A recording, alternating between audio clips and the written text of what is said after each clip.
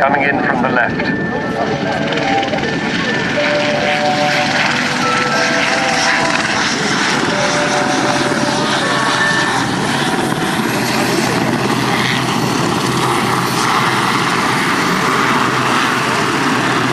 Now the big Westland helicopter is just dropping off its winchman, who's going to act as a survivor to be rescued.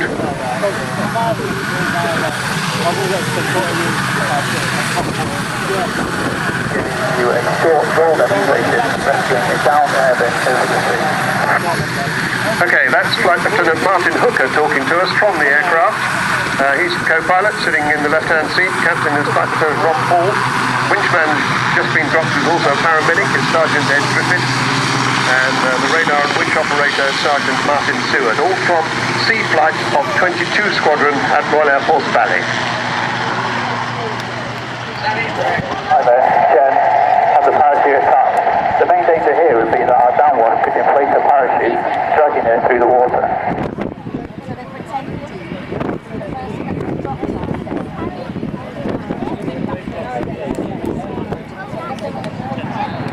So I think we just missed the beginning of that, but with the downwash from the aircraft, if somebody's got a parachute in the water, it can re-inflate the parachute and drag them away. So rescue is generally done from slightly higher up in those conditions.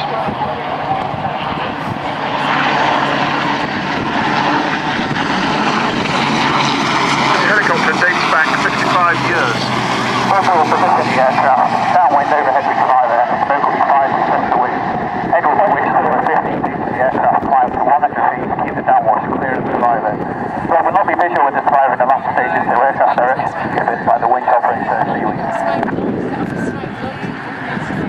So that makes it quite interesting with the pilots not being able to see exactly what they're doing, but of course helped on by the observations of the winchman. And actually when they're over the sea, the winchman can actually take over control of the aircraft.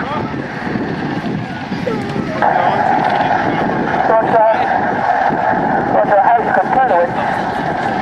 Winching out, that's over the side. Winching out. Winching out.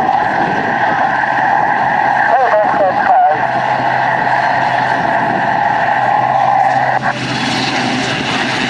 There we go. That's simple.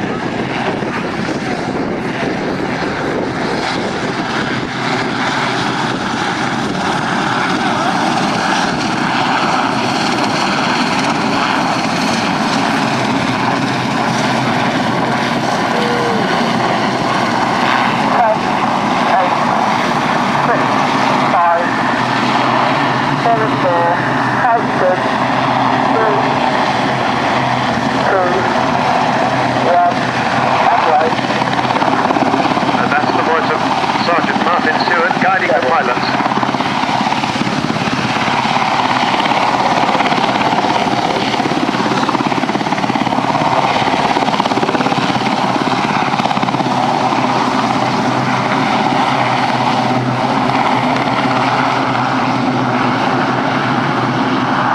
That winch cable is 240 feet long if you need it. And they say they regularly use quite a lot of that, especially in mountains.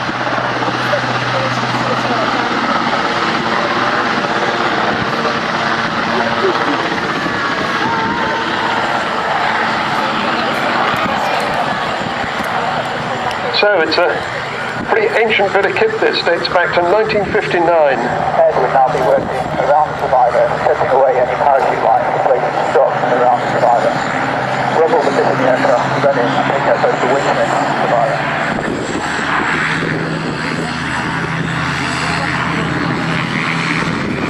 So the Ed he refers to is Ed Griffiths, the winchman and paramedic. As Martin said, working around the survivor.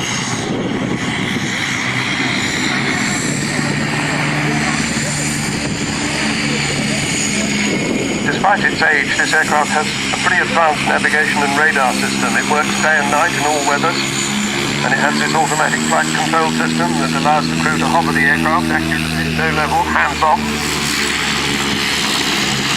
And with the aircraft travelling at 100 miles an hour, at 200 feet, the system will take it into the hover at any height from 0 to 70 feet.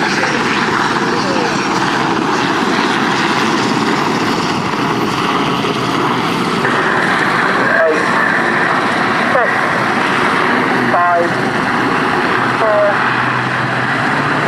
3, dead ahead 2, 1 at left, dead ahead 1, steady, steady, hook to hand, steady, steady, survival attack, left 1, tight spin, winch for attack, ready for it, winch to in, turn it down, tight spin, move. So there we heard the call winching in. Guys on the ground are airborne. That makes sense.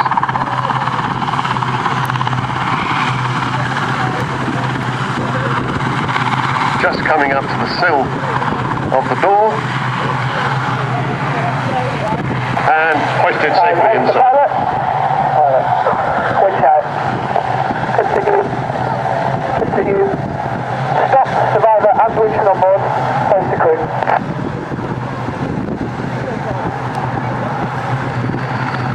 You noticed the aircraft descending as he was winched in, so never lifted too high from the surface. And now the end of the show from the big yellow budgie.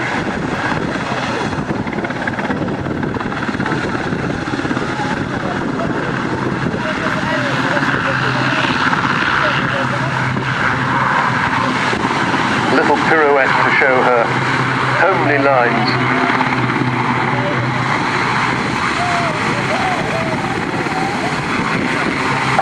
As we rotate the aircraft around, you may notice some peculiarities of the aircraft compared to a normal helicopter. The large block dome at the top of the aircraft is a radar, allowing it to operate independently in all weathers over the sea without being able to that's the centralized helicopter. So up on that dome and the left side of the aircraft is got infrared camera, operating from 30 at night.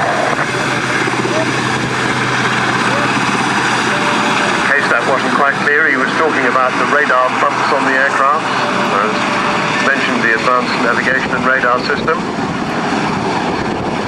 And there she is, backing up and away, a courtly bow from Sea Flight 22 Squadron. 1 minute to complete. Well, earlier this year it was announced that the Royal Air Force and the Royal Navy would stop providing the United Kingdom's helicopter search and rescue duties and facilities. A civilian company, Bristow Helicopters, starts... Seaweed, Ed, Jen and our Captain Rob. Hope you enjoy the rest of your day. And thank you very much indeed, the guys of Sea Flight.